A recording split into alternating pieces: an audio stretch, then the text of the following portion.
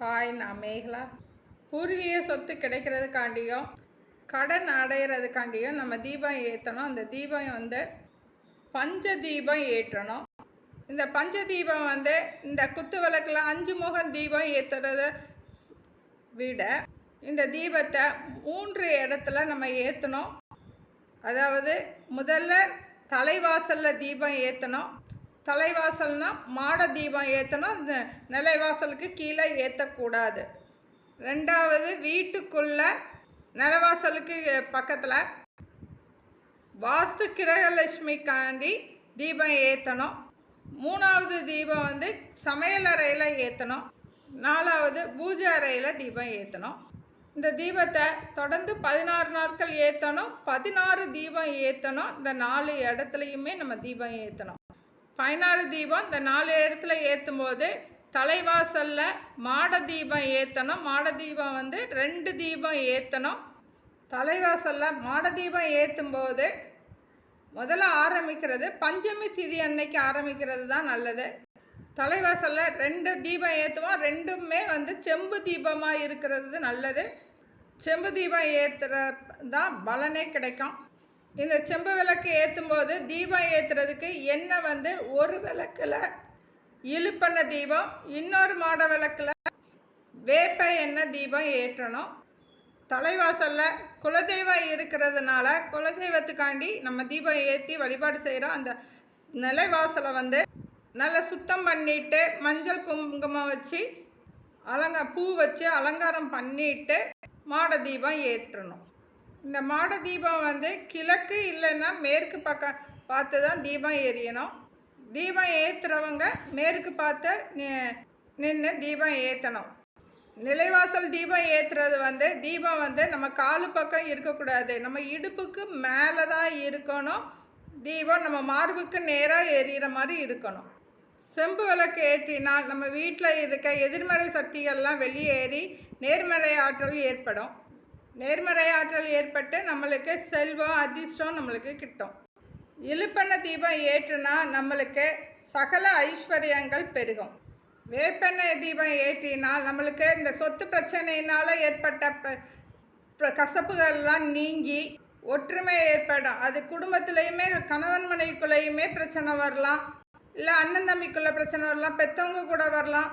வேறு ஏதாவது ஒரு காரணத்தினால பிரச்சனை வந்தால் கூட அந்த பிரச்சனைகள்லாம் கூட நீங்கி ஒற்றுமை ஏற்படும். தீபம் முதல் தீபம் 2 தீபம் ஏற்றணும். அது தலைவாசலுக்கு மேலே மாட தீபம் ஏற்றணும். 2வது வீட்டுக்குள்ளே உள்ளே வரும்போது நிலைவாசலுக்கு மேலே வாஸ்து கிரகலட்சுமி ஃபோட்டோ வச்சுருப்போம். அதுக்கு நேராக கீழே தீபம் ஏற்றணும். அந்த தீபம் ஒரு தாம்பூலத்தட்டில் 11 விளக்கு வச்சு 11 மண் அகல் விளக்கு இருந்தால் போதும். வாஸ்து கிரகலட்சுமிக்கு தீபம் ஏற்றும் போது தீபம் ஏற்றுற எண்ணெய் தேங்காய் எண்ணெய், நெய், கடுகு இந்த 3ல் ஏதாவது ஒன்று ஏற்றணும். வாஸ்து கிரகலட்சுமி ஃபோட்டோ வச்சு வழிபாடு செய்ய ஆரம்பிக்கிறது பௌர்ணமி திதி அன்னைக்கு ஆரம்பிக்கிறது ரொம்ப நல்லது. தேங்காய் எண்ணெய் லட்சுமிக்கு உகந்த எண்ணெய். வீட்டுக்கும் வீட்டில் உள்ளவங்களுக்கும் அதிர்ஷ்டத்தை அள்ளித்தரும். தேங்காய் எண்ணெய் இல்லைன்னா நெய் தீபம் ஏற்றணும். நெய் தீபம் வீடையும் சரி நம்ம மனசையும் சரி பிரகாசமாக வச்சுக்கும். நம்ம பூர்வீக சொத்தில் இருக்கிற பிரச்சனைகளோ இல்லை கடன்களோ தீர்றதுக்காண்டி நம்ம தீபம் ஏற்றும் போது ராகு தசையோ இல்லை ராகு புத்தியோ ராகுவால் எது கிரக பிரச்சனை இருந்தாலோ ராகுக்கே தோஷங்கள் இருந்தாலோ தீபம் ஏற்றுறதுக்கு கடுகு எண்ணெய் தீபம் ஏற்றணும். வாஸ்து கிரகலட்சுமிக்கு தீபம் ஏற்றும் போது தாம்பூலத்தட்டில் 11 மண் அகல் விளக்கு வச்சு தான் தீபம் ஏற்றணும். பூர்வீக சொத்து கிடைக்கிறதுக்காண்டியோ நம்ம கடன் தீர்றதுக்காண்டியும் நம்ம தீபம் ஏற்றும் பொழுது நம்ம வீட்டு சமையலறையிலையும் தீபம் ஏற்றணும். சமையலறையில் ஒரு தீபம் ஏற்றினா போதும். தீபம் ஏற்றுறதுக்கு விளக்கு சிவன் பார்வதி விளக்கு இருந்தால் அது வச்சுக்கலாம், இல்லை அன்னபூர்ணி விளக்கு இருந்தாலும் வச்சுக்கலாம், இல்லைன்னா அஷ்டலட்சுமி விளக்கு இருந்தால் அதை வச்சுக்கலாம். இந்த 3ல் ஏதாவது ஒரு விளக்கு எடுத்து வச்சுட்டு அதுக்கு மஞ்சள் குங்குமம் வச்சுட்டு எண்ணெய் ஊற்றி திரி போட்டு தீபம் ஏற்றணும். எண்ணெய் நெய் இல்லைன்னா நல்லெண்ணெய் இந்த 2ல் ஏதாவது ஒன்று நம்ம தீபம் ஏற்ற பயன்படுத்திக்கணும். இந்த 3 விளக்கு இல்லைன்னா மாவிளக்கு தீபம் கூட பூஜை அறையில் ஏற்றலாம். அதுக்கும் எண்ணெய் வந்து நெய் இல்லைன்னா நல்லெண்ணெய் பயன்படுத்திக்கலாம்.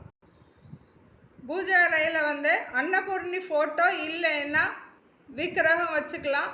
அது கூடவே அஷ்டலட்சுமி ஃபோட்டோவும் வச்சுக்கலாம்.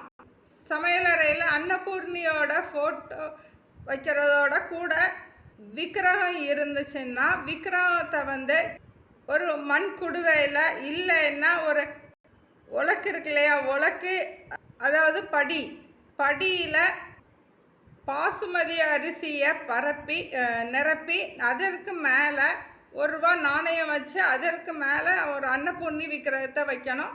அன்னபூர்ணியோட கையில் இருக்கிற கரண்டிலையும் 2 பாசுமதி அரிசி வைக்கணும்.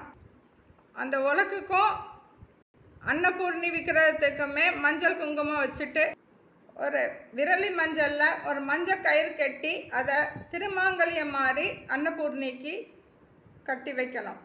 அதுபோல் அஷ்டலட்சுமி ஃபோட்டோ வச்சுருப்போம். இல்லை அதுக்கு முன்னாடி அஷ்டலட்சுமி ஃபோட்டோவுக்கு முன்னாடி 8 மண் குடுவை இல்லைன்னா பித்தாளை குடுவை மாதிரி வாங்கி அந்த சின்ன குடுவையில் ஒரு இதில் பாசுமதி அரிசி, ஒரு குடுவையில் துவரம் பருப்பு, இன்னொன்றில் கல் உப்பு, இன்னொரு குடுவையில் நாட்டு சர்க்கரை இல்லைன்னா வெல்லம் இருந்தால் வெல்லம் வச்சுக்கலாம்.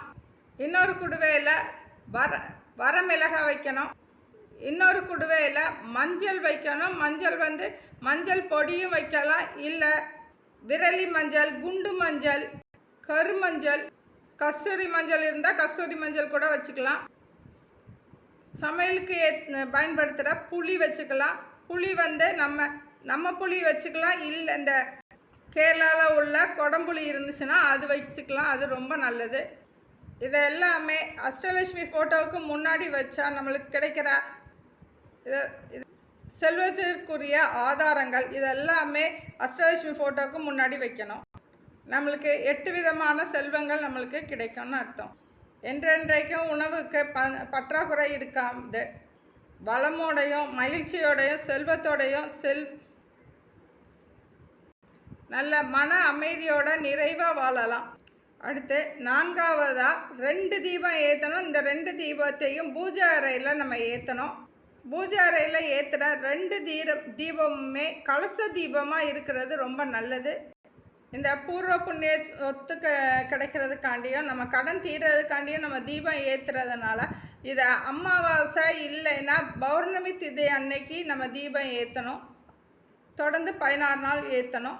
இந்த தீபம் ஏற்றுறதுக்கு 2 தீபம் ஏற்றுறோம்ல, அதில் ஒரு தீபம் ஒரு தாம்பளை தட்டில் மண் நிரப்பிக்கணும். அந்த மண் நம்ம வீட்டுக்கு முன்னாடி இருக்கிற மண்ணாக இருக்கலாம். இல்லைன்னா பூர்வீக சொத்துக்கான பிரச்சனை இருக்கும்ல, அந்த இடத்துல உள்ள மண்ணை கூட நம்ம எடுத்து கல்லை நீக்கிட்டு பூஜை அறையில் இந்த தாம்பளை தட்டில் வச்சு அதற்கு மேலே ஒரு கலச செம்பு வைக்கணும். அது பித்தளை இல்லை வெள்ளி கலசமாக இருக்கிறது ரொம்ப நல்லது.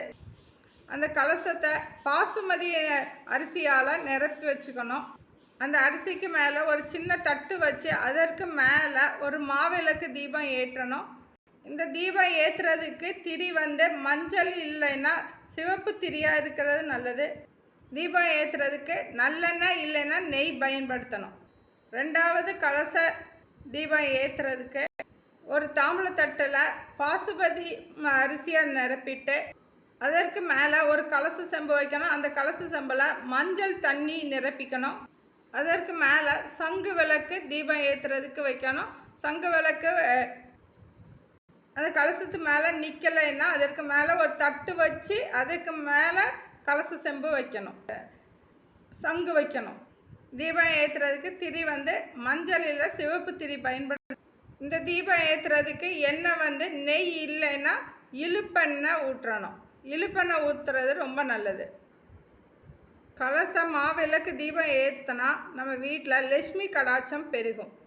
கலச சங்கு தீபத்தில் இழுப்பெண்ணெய் ஊற்றி தீபம் ஏற்றினால் அஷ்டலட்சுமியோட அருள் ஆசி நம்மளுக்கு கிடைக்கும். குபேரனோட அருள் கிடைச்சி நம்மளுக்கு இருக்கிற வறுமை நீங்கும், கடன் தீரும். ஒரு சிலர் கேட்டிருந்தாங்க, வீட்டில் இழுப்பெண்ணெய் தீபம் ஏற்றலாமான்னு கேட்டிருந்தாங்க. வீட்டில் இலுப்பன தீபம் வந்து நம்ம 5 தீபமோ 7 தீபமோ எத்தனை தீபம் நம்ம ஏற்றினாலும் அதில் ஒரு தீபமாவது இலுப்பன தீபம் ஏற்றணும். இலுப்பன தீபம் வந்து 1000 நெய் தீபம் ஏற்றுறதுக்கு சமம். இந்த இலுப்பன தீபம் ஏற்றுனா கடவுளோட அருளாசியை நம்மளுக்கு ஈர்த்து தரும்.